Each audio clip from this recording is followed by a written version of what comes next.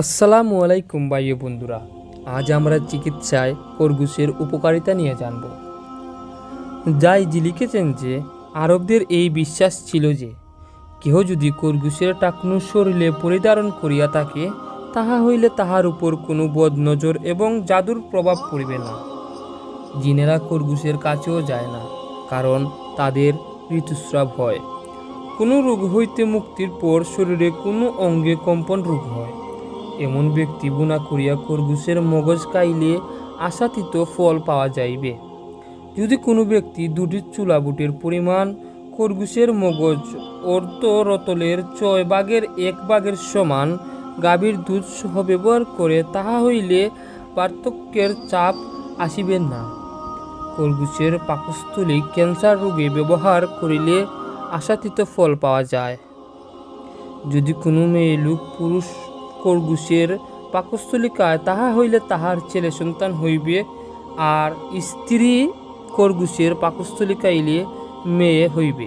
কোনো মেয়ে লোক যদি খরগোশের বিষটা কোমরে ঝুলাইয়া বাঁধিয়া রাখে, তাহা হইলে সে গর্ভবতী হইবে না। প্রসিদ্ধ চিকিৎসক বাকরাত লিখেছেন যে খরগোশের গোশত গরম ও ঠান্ডা হইয়া থাকে। ইহার গোশত পেটকে পরিষ্কার করে এবং প্রস্রাব খুলাসা করে। এই খরগোশকে কুকুরের শিকার করে তাহা উত্তম খরগোশ বলিয়া বিবেচিত। এইরূপ খরগোশ অতি মোটাসোটা মানুষের স্বাস্থ্য কষ্ট দূর করিতে বেশ উপকারী, তবে ইহার ব্যবহারে ঘুম একদম বিনষ্ট করিয়া ফেলে এবং পিত্তরস বৃদ্ধি পায়। খরগোশের মাথার মগজ বুনা করিয়া গোলমরিচের সহিত একত্রিত করিয়া খাইলে কম্পন রোগের বেশ উপকার হয়। আল্লামা জাকারিয়া কাজেবিনী রহমতুল্লাহি আলাইহি বলেন, যদি 7.5 রতি খরগোশের মগজ 2 জব পরিমাণ করফুল মিশাইয়া কাহকে পান করানো হয়, তাহা হইলে এই ব্যক্তিকে যে কেউ দেখিবে সেই তাহাকে ভালোবাসিবে। এমন ব্যক্তিকে যদি কোনো নারী দেখতে পায়, তাহা হইলে তাহার প্রতি আসক্ত হইয়া যাইবে, এমনকি তাহার সহিত থাকার জন্য আবেদন নিবেদন করিতে থাকিবে। খরগোশের রক্ত যদি কোনো নারী পান করে, তাহা হইলে সে আর কখনো গর্ভবতী হইবে না।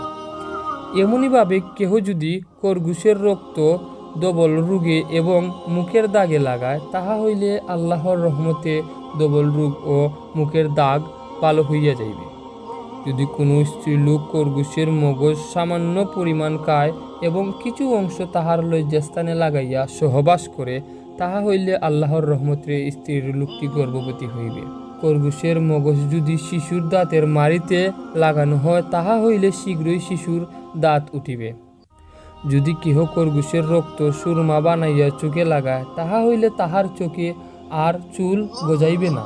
হেকিম মেহেরাজ বলেন, যদি খরগোশের পিঠ, ঘি এবং মেয়ে লোকের স্তনের দুধ একত্রে মিশ্রিত করিয়া সুরমা হিসাবে ব্যবহার করে, তাহা হইলে চোখের ফুলা, চানি পড়া এবং অন্যান্য রোগ ভালো হইয়া যাইবে। খরগোশের রক্ত শরীরের কালো দাগে লাগাইলে ইনশাল্লাহ তাহা দূর হইয়া যাইবে। বিছানাতে প্রস্রাব করা যদি কাহারও অভ্যাসে পরিণত হইয়া যায়, তাহা হইলে খরগোশের গোশত কয়েকদিন খাইলে এই অভ্যাস থাকিবে না।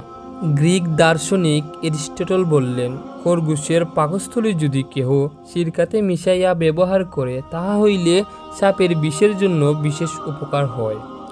যদি কেহ যোগ পরিমাণ করিয়া পান করে, তাহা হইলে ছাড়িয়া ছাড়িয়া আসা জ্বরও ভালো হইবে। 1 দিরহাম পরিমাণ পান করিলে প্রসব খুব সহজ হইবে। যদি কেহ খরগোশের যকৃতকে ঔষধি গাছের সাথে মিশাইয়া জখমে ব্যবহার করে, তাহা হইলে লোহা দ্বারা আঘাতপ্রাপ্ত হইলেও তাহা নিরাময় হইবে। এইরূপ করিলে শরীরের কোথাও কাটা ফুটিলে তাহাও বাহির হইয়া যাইবে। যদি কেহ মুখমণ্ডলের দাগে অথবা দাউদে, চুলকানি ইত্যাদির মধ্যে লাগায়, তাহা হইলে আশাতীত ফল পাওয়া যাইবে। যদি কেহ খরগোশের অন্ডকোষ ক্ষতিকারক প্রাণীর চুবলের স্থানে প্রলেপ দেয়, তাহা হইলে বিষ নষ্ট হইয়া যাইবে। খরগোশের চর্বি যদি কোনো মহিলার বালিশের নিচে রাখা হয়, তাহা হইলে সে মহিলা স্বেচ্ছায় গোপন কথা ফাঁস করিয়া দিবে। যদি কেহ খরগোশের দাঁত গলায় বাঁধিয়া রাখে, তাহা হইলে তাহার দাঁতের যাবতীয় বেদনা দূর হইয়া যাইবে এবং দাঁত দীর্ঘস্থায়ী হইবে। তো আমরা এখানে খরগোশের উপকারিতা নিয়ে জানতে পারলাম, চিকিৎসায় খরগোশের উপকারিতা। তো আমরা আগামীতে জানবো খরগোশকে স্বপ্নে দেখলে তার ব্যাখ্যা কী।